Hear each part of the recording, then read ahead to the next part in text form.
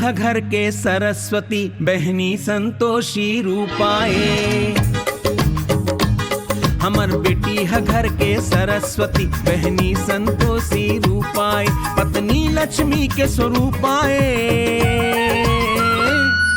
औ बूढ़ी मानो दुर्गाए।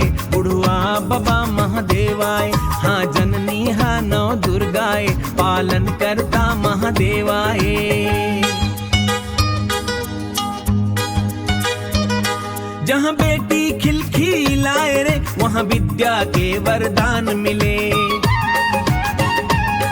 जहाँ बहनी मन मुस्काए रे, वहाँ संतोषी परिधान मिले। जहाँ पत्नी मन हर्षाए रे, वहाँ लक्ष्मी धन बरसाए रे। जहाँ पत्नी मन हर्षाए रे, वहाँ लक्ष्मी धन बरसाए रे। जहाँ बूढ़ी मैया नाचे रे, धाक धिनक दिन रात।